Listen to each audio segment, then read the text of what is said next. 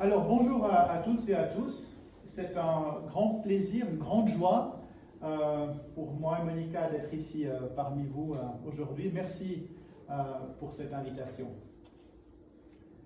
Je ne sais pas si vous avez déjà rencontré ces chrétiens fatalistes ou ces chrétiens résignés qui pensent que puisque ce monde est un monde déchu, est un monde qui va vers sa destruction, et bien finalement, on n'a plus besoin de faire beaucoup d'efforts ici et il vaut mieux attendre le retour de Christ et la fin des temps pour pouvoir enfin vivre notre vie pleinement.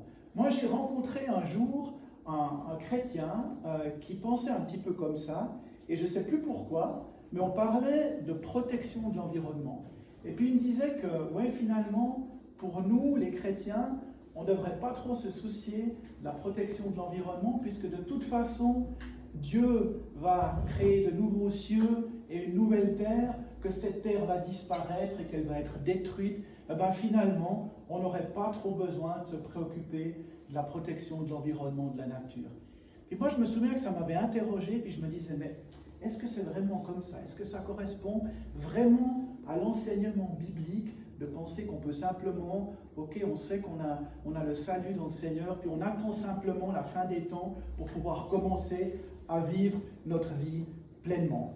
Alors aujourd'hui, j'aimerais vous présenter une histoire que vous connaissez sûrement bien dans la Bible, c'est la résurrection de Lazare, dont Jean nous parle dans son chapitre 11. Et je crois que cette histoire, elle va nous donner quelques pistes aussi pour répondre à ces interrogations concernant la vie. Quand est-ce qu'on doit vraiment vivre notre vie? Alors l'histoire de Lazare, vous la connaissez. Et qui était Lazare? Lazare était un homme de Béthanie. Béthanie, un petit village à 3 km de Jérusalem. Il avait 2 sœurs, Marie et Marthe de Béthanie, et ils étaient amis de Jésus. Alors ce qui se passe, c'est qu'un beau jour, ce Lazare, il tombe gravement malade. Il tombe gravement malade, et évidemment, comme ils connaissent Jésus, ses sœurs s'empressent d'amener cette nouvelle vers Jésus et de lui dire, mais il y a notre pauvre Lazare qui est tombé malade. Et alors le problème, c'est que Jésus se trouvait à ce moment-là à l'autre bout de la flèche, il se trouvait dans le désert, de l'autre côté du Jourdain. Il était là-bas à environ 30-35 km de Jérusalem et de Béthanie, qui est juste à côté de Jérusalem. Et en fait, c'était une grosse journée de marche, 30-35 km. Une fois, nous, la plus grosse marche qu'on a fait avec Monica, c'était une fois, on a fait 33 km à pied en une journée. Et je peux vous dire que ça tire, 33 km. Donc, grosse journée de marche. Donc, il faut déjà une journée pour que la nouvelle arrive jusque chez Jésus.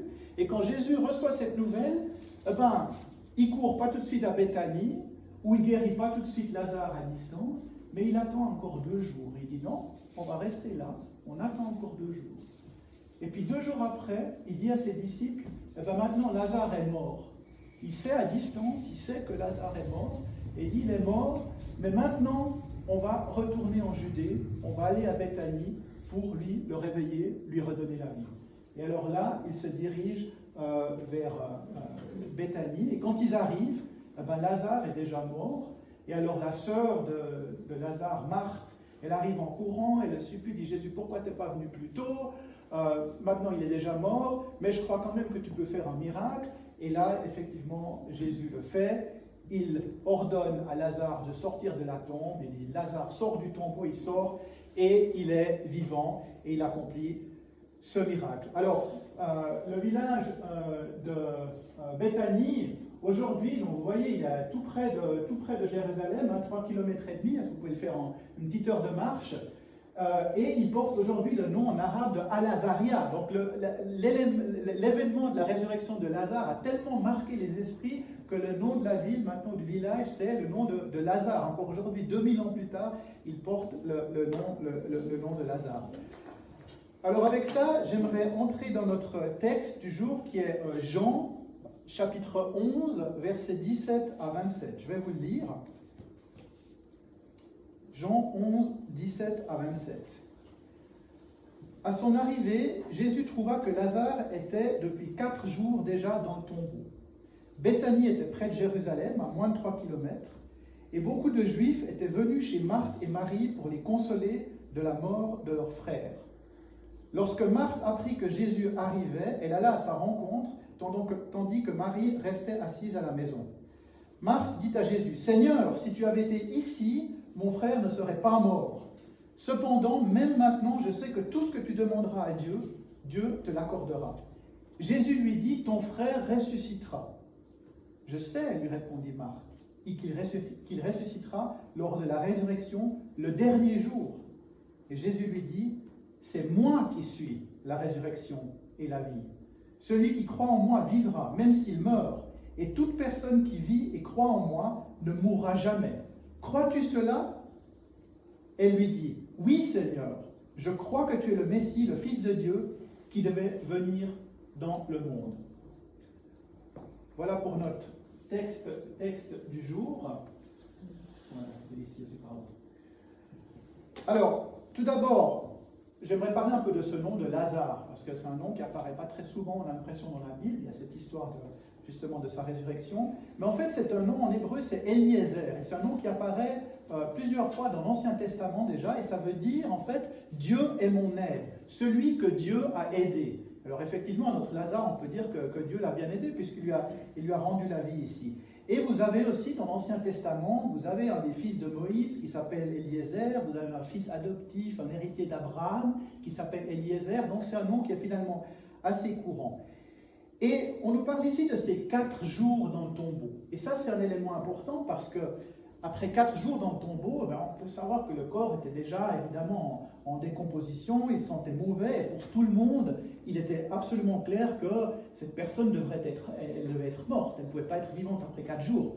Et il y avait aussi quelque chose d'important, c'est que dans la conception juive de l'époque, les Juifs considéraient que pendant les 3 premiers jours après la mort, il était encore possible qu'éventuellement l'âme revienne et se réunisse avec le corps. Ils croyaient ça. Mais après 4 jours, pour eux, c'était complètement clair que l'âme ne pouvait pas revenir, que c'était absolument impossible qu'il y ait toute forme de résurrection. Donc dans la conception, pour eux à l'époque, c'était complètement impossible qu'après 4 jours, il y ait une résurrection. Donc ça rend finalement le miracle de la résurrection de Lazare encore plus incroyable parce que la mort était vraiment considérée comme irréversible après 4 jours. Alors, on peut se poser la question, si vous pouviez sauver quelqu'un, si vous aviez le pouvoir de rendre la vie à quelqu'un, est-ce que vous attendriez vraiment 4 jours pour y aller? S'il était juste à une journée de marche, pourquoi est-ce qu'il a attendu 4 jours, Jésus, avant d'y aller? Il aurait pu venir plus tôt, mais on a l'impression qu'il fait exprès de retarder son arrivée. Et d'ailleurs, il le dit un peu plus tôt dans Jean 11, verset 4, quand il apprend la nouvelle de la maladie de Lazare, il dit à ses disciples, « Cette maladie n'est pas pour la mort, mais pour la gloire de Dieu, afin que le Fils de Dieu soit glorifié par elle. » Donc le fait d'arriver 4 jours en retard, pour lui, ça donnait encore plus de visibilité à ce miracle, ça rendait le miracle encore plus impressionnant, encore plus improbable. Et alors Béthanie, c'était, comme on l'a vu, un village qui est tout proche de Jérusalem, et un village dans lequel les pèlerins s'arrêtaient et séjournaient souvent avant d'arriver à Jérusalem. C'est à moins d'1 heure de la ville. Et c'est pour ça qu'il y avait beaucoup de Juifs qui étaient présents à Béthanie justement ce jour-là, parce que beaucoup étaient venus apporter leurs condoléances à ces sœurs Marie et Marthe qui venaient de perdre leur pauvre frère. Elles étaient en deuil.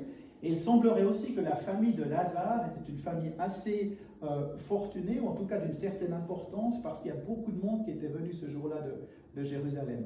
Il semble aussi qu'ils étaient assez riches parce que c'est cette même Marie, la sœur Marie de Béthanie, qui un peu plus tard dans l'évangile de Jean, quand Jésus va revenir à Béthanie avant sa crucifixion, elle l'embaume avec des parfums de grande valeur. Donc apparemment ils avaient une certaine fortune. Donc Jésus, il faut savoir qu'après la résurrection de Lazare, après ce miracle, il va quitter Béthanie et il va aller dans le désert avec ses disciples pendant un certain temps. Et environ 1 mois plus tard, il va repasser par Béthanie avant son entrée à Jérusalem, son entrée triomphale à Jérusalem, le jour des rameaux avec les palmiers, quand toutes les feuilles de palmier, tout le monde lui dit « Voici, le roi d'Israël est arrivé ».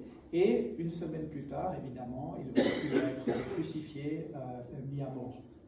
Donc on a l'impression que vraiment, on voit que Béthanie, c'est un peu comme une base, un point de rencontre, une base tout près de Jérusalem qu'il utilisait quand il arrivait là, un peu comme il utilisait Capernaum quand il était en Galilée.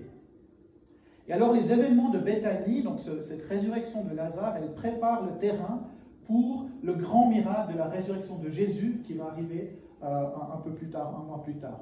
Et c'est vraiment suite à ce miracle de Lazare que la réputation de Jésus va beaucoup augmenter dans la région et surtout dans Jérusalem parce que c'est juste à côté. Et c'est là, en fait, grâce à ce miracle, que beaucoup de personnes vont commencer à croire en lui aussi à Jérusalem. Et ça permet son entrée triomphale un mois plus tard. Bienvenue au roi d'Israël, Hosanna, le roi d'Israël est avec nous. Mais ça crée aussi beaucoup de problèmes avec les Juifs de Jérusalem parce qu'ils commencent à s'inquiéter un peu de ce roi d'Israël qui arrive et qui va être un danger pour eux aussi parce que si tout le monde suit Jésus, eh bien, finalement les institutions qui existaient, les institutions juives, eh bien, elles vont perdre de leur pouvoir. Donc il y a une inquiétude chez les Juifs par rapport à ça. Ils essayeront évidemment de tuer Jésus, ils vont le tuer, mais ils essayeront aussi de tuer Lazare. Jean nous dit, chapitre 12, verset 11, que les Juifs essayeront de le mettre à mort aussi parce que sa résurrection, le miracle de sa résurrection, était tellement surprenant que beaucoup, trop de personnes commençaient à croire en Jésus. On a ensuite ce reproche de Marthe, au verset 21, où elle dit « Mais Seigneur, si tu avais été ici plus tôt, mon frère ne serait pas mort. » Donc elle fait ce reproche, mais en même temps, elle garde confiance parce qu'elle lui dit « Je sais encore que ce que tu demanderas à Dieu, il te l'exaucera tout de même. » Et là, Jésus lui dit « Oui, ton frère ressuscitera. » Et là, elle a une réponse intéressante. Marthe, elle dit « Oui, je sais qu'il ressuscitera au dernier jour. » Donc à la fin des temps. Donc en fait, ce qu'il faut savoir, c'est que pour les Juifs, les Israélites croyaient à la résurrection à la fin des temps. Vous avez ça dans Ézéchiel, vous avez ça dans Ésaïe. Il est absolument clair pour eux qu'il y a une résurrection à la fin des temps. Et les pharisiens, d'ailleurs, l'affirmaient aussi à l'époque. Et encore aujourd'hui, le judaïsme orthodoxe croit fermement à cette résurrection à la fin des temps. Donc Marthe, elle croit comprendre en fait ce que Jésus lui dit quand elle dit « ton frère ressuscitera », mais en réalité, elle ne comprend pas complètement, elle comprend seulement à moitié. Elle croit à la résurrection future de Lazare à la fin des temps, mais elle ne croit pas que Jésus a un pouvoir immédiat à ce moment-là de ressusciter son frère. Alors comme beaucoup de croyants, cette Marthe, elle croit, mais elle n'est pas complètement convaincue. On a presque un peu, ça nous rappelle presque un peu l'histoire de Thomas, l'apôtre, qui avait besoin de mettre ses mains et les doigts dans les blessures de Christ pour croire qu'il était vraiment mort et ressuscité. Donc elle limite un peu dans sa pensée, elle limite le pouvoir de Jésus-Christ au moment de sa présence. Et d'ailleurs, même quand elle fait ce reproche à Jésus de ne pas être venu plus tôt, on a l'impression qu'elle ne croit pas que Jésus il aurait aussi pu guérir Lazare à distance. Quand il n'avait pas besoin, s'il est fils de Dieu, il aurait très bien pu guérir à distance. Elle n'y pense pas à ça. Elle dit non, il fallait que tu viennes, il fallait que tu sois sur place pour pouvoir guérir mon frère. Et c'est pour ça que Jésus va préciser la chose. Et il va dire dans ce verset 25, ces mots vraiment impressionnants, il dit « C'est moi qui suis la résurrection et la vie. » Quel mot incroyable! C'est sans doute des mots qui n'ont jamais été prononcés par un homme avant lui, et ils semblent en même temps tellement naturels venant de Jésus, que Jésus puisse dire « Je suis la résurrection et la vie ». Il l'avait d'ailleurs déjà déclaré en Jean 5, 21, quelques chapitres auparavant. Il faut que je vous lise ça, Jean 5, 21.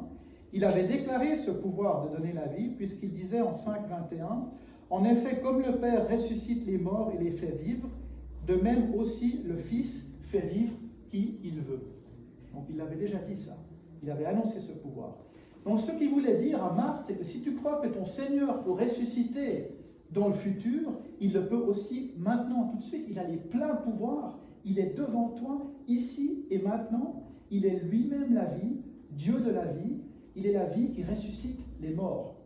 C'est lui, ce bon parfum, qui ôte la mauvaise odeur de la mort.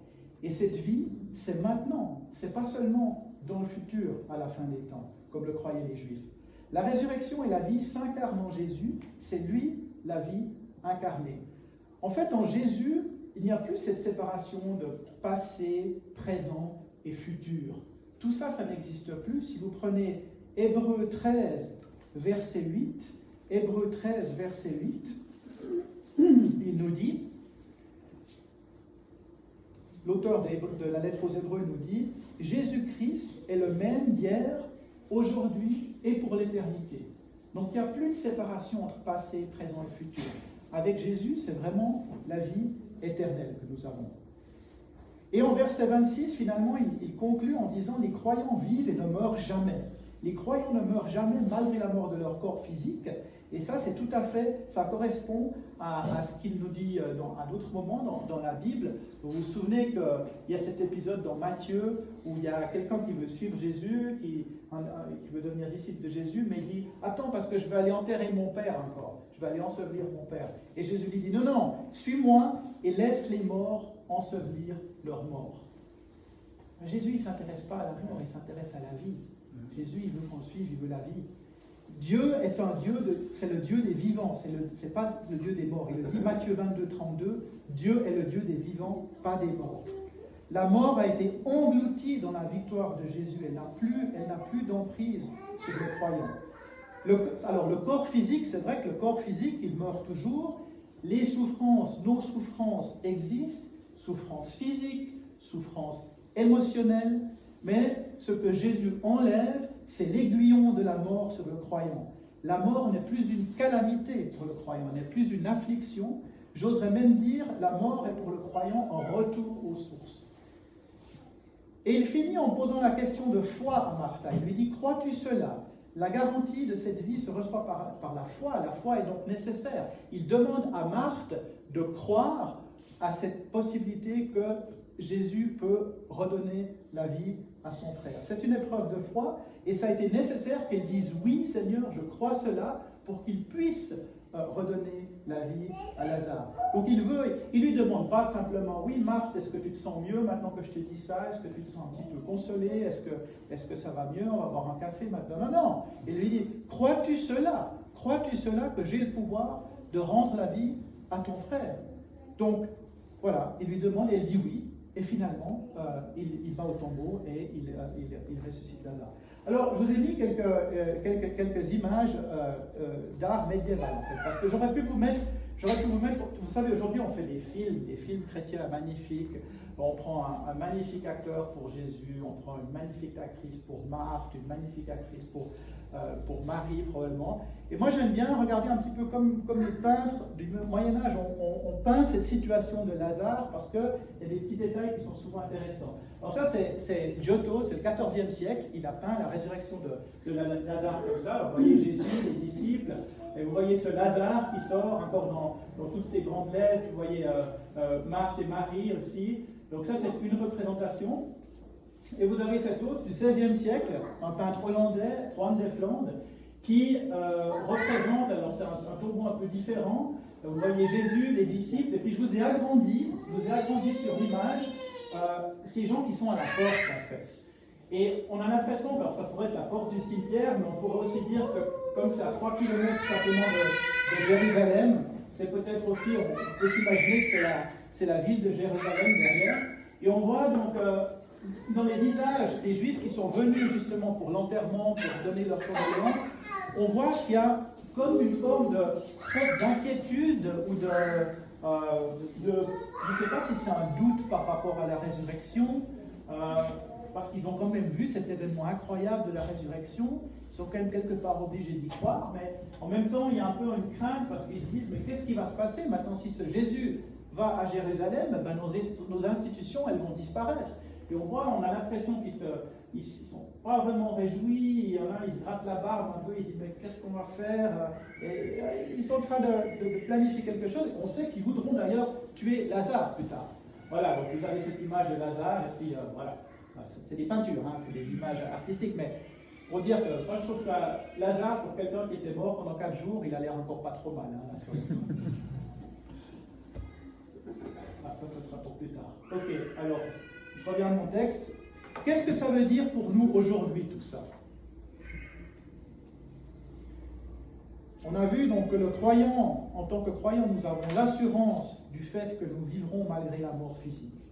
La mort n'est plus une tragédie pour nous.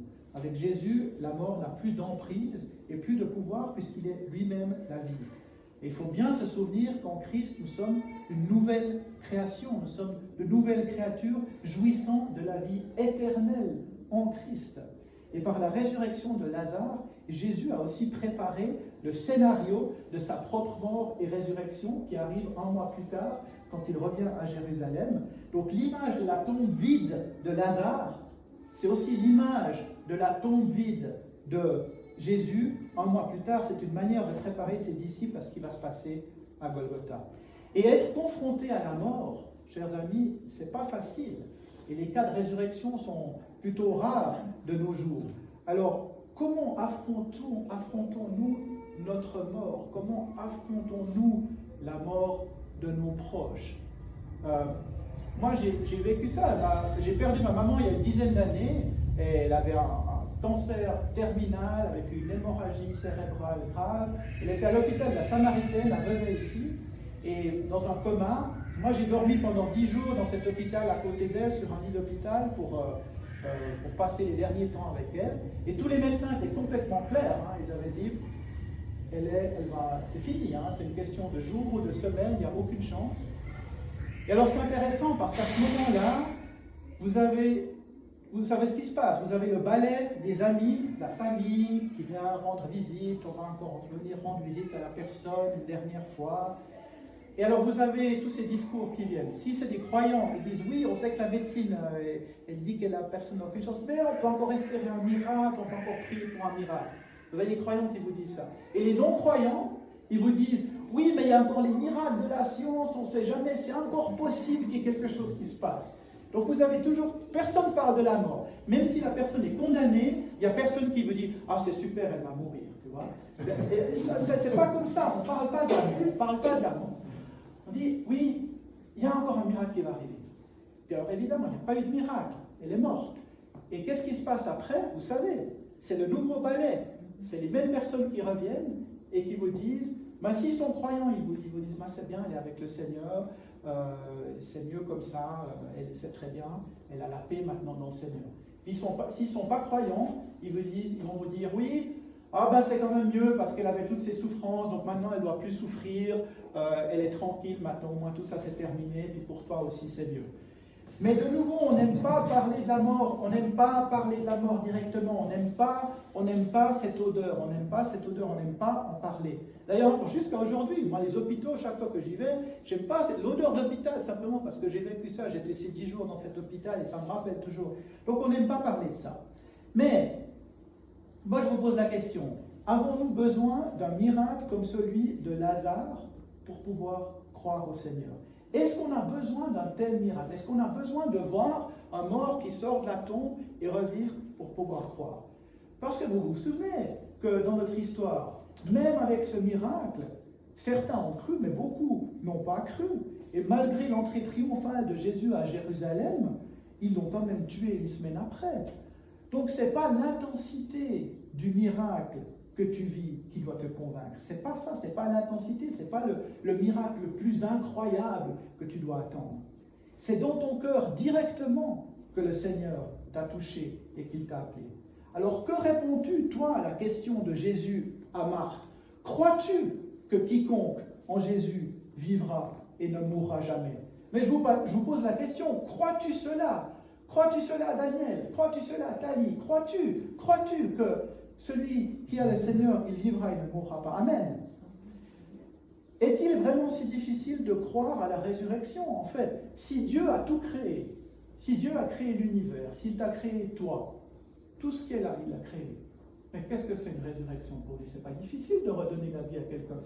Ça ne devrait pas nous surprendre finalement qu'il ait pu redonner la vie à Lazare. S'il est créateur de l'univers et de tout ce qui existe, c'est pas difficile de croire à ça.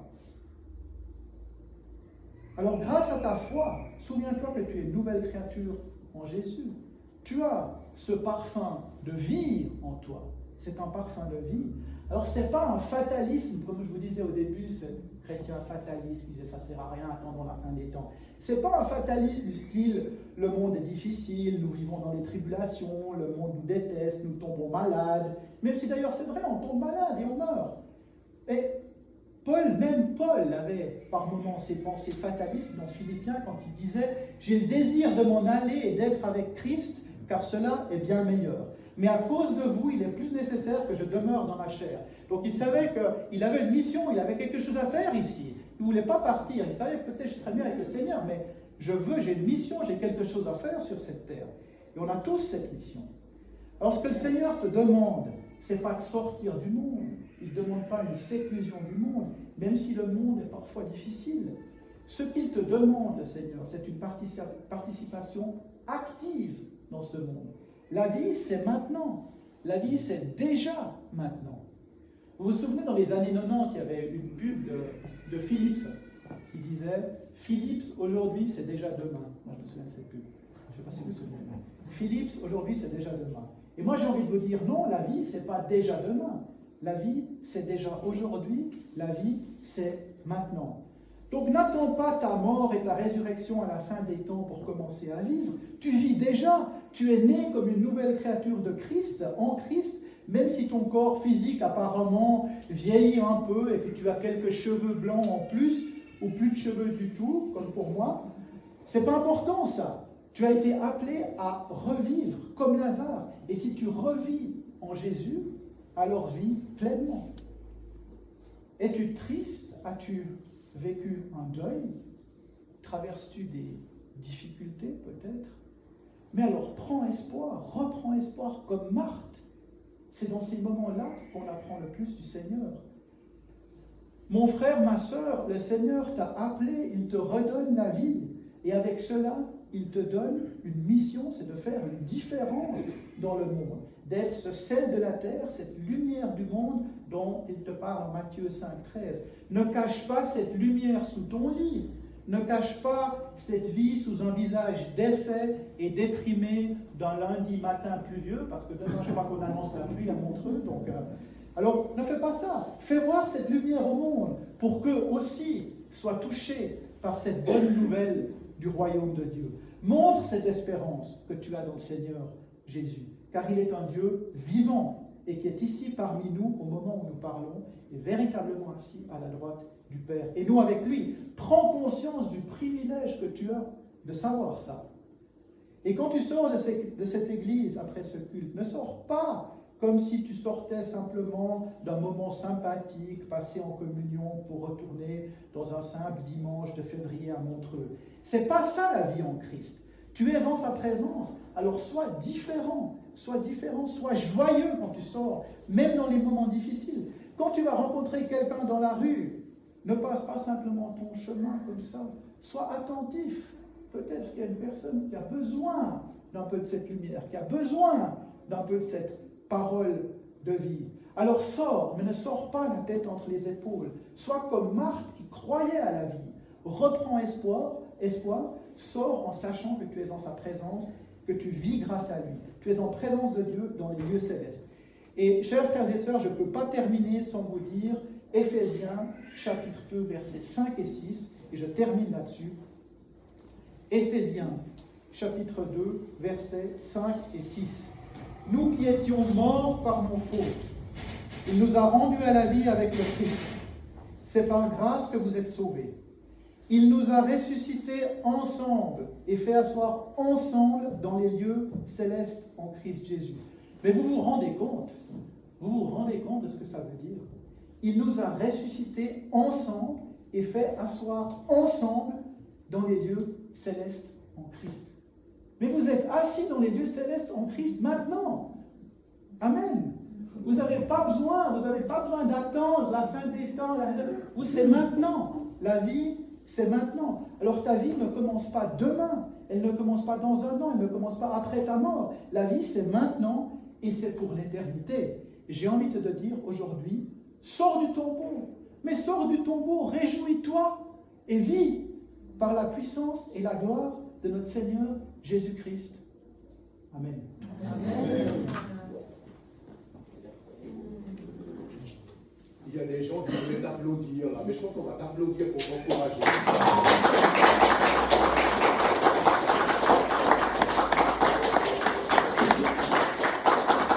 Toute la gloire, c'est pas moi qu'il faut applaudir, toute la gloire au Seigneur. Amen.